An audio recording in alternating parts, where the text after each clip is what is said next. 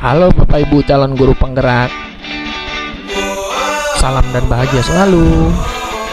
Perkenalkan, saya Tri Saputra Alexander, calon guru penggerak angkatan ke-8 dari SMA Diakonia Pluit.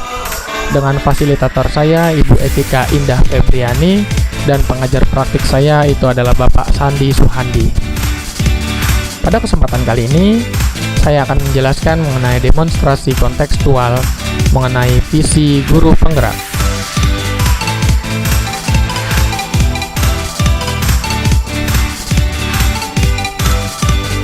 Merumuskan visi guru penggerak itu bisa dengan menerapkan inquiry apresiatif.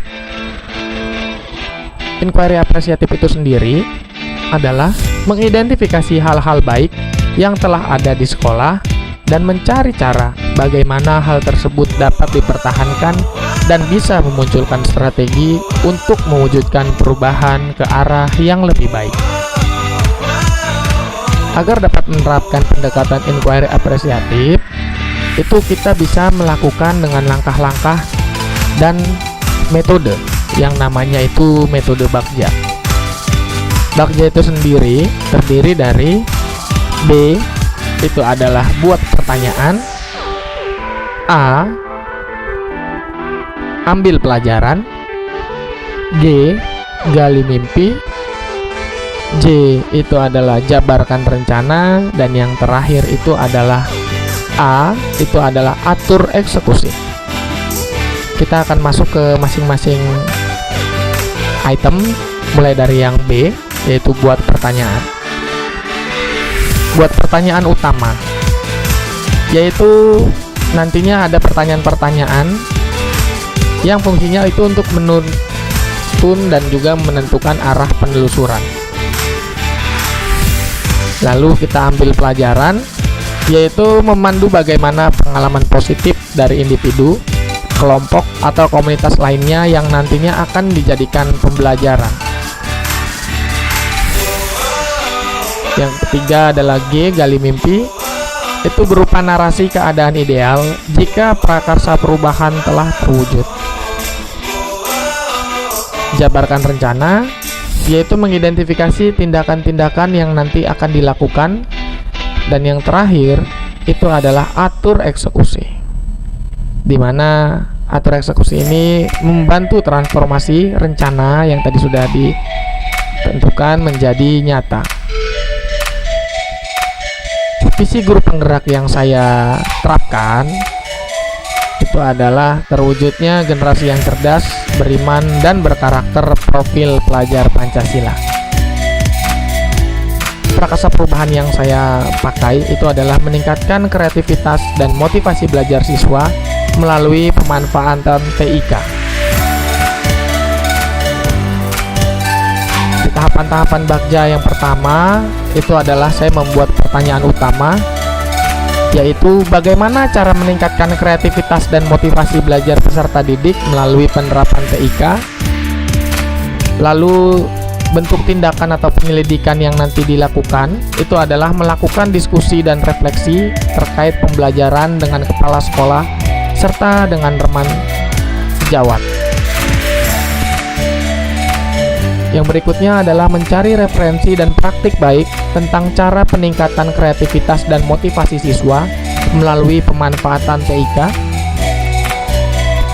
Yang selanjutnya itu adalah mencari tahu karakter dari masing-masing peserta didik berdasarkan asesmen diagnostik. Lalu ambil pelajaran.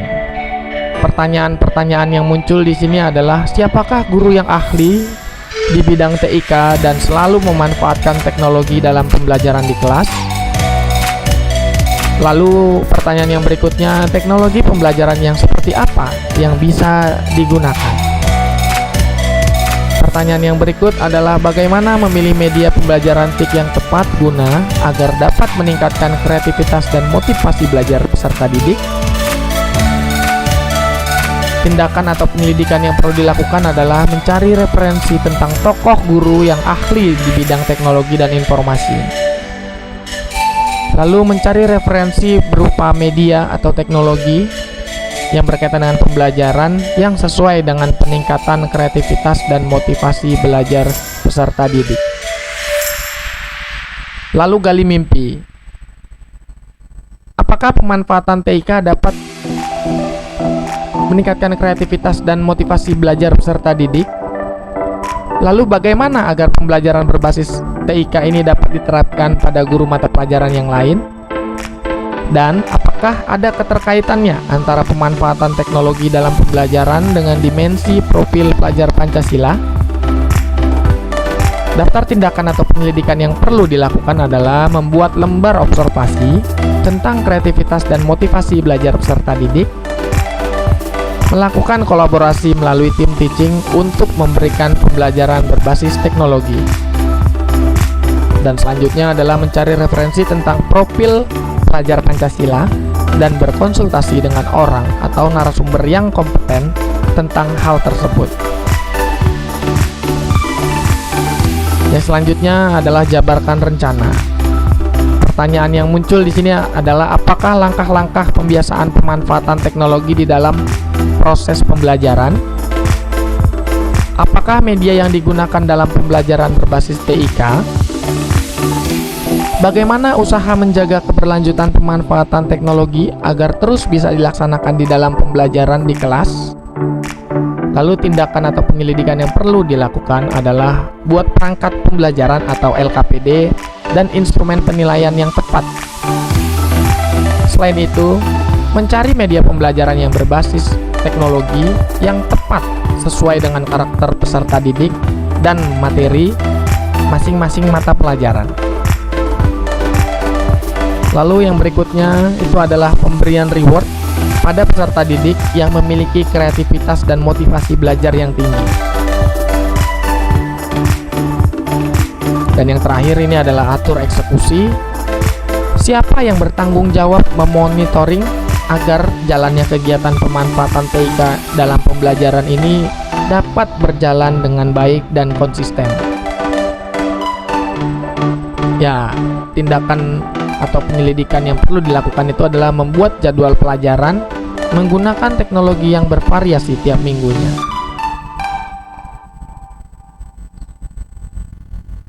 Demikian rancangan tindakan perubahan berdasarkan tahapan Bagja yang bisa saya sampaikan.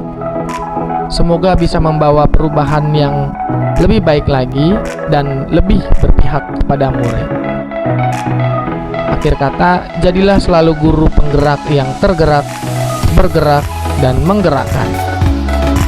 Semoga video ini menginspirasi Bapak Ibu. Terima kasih.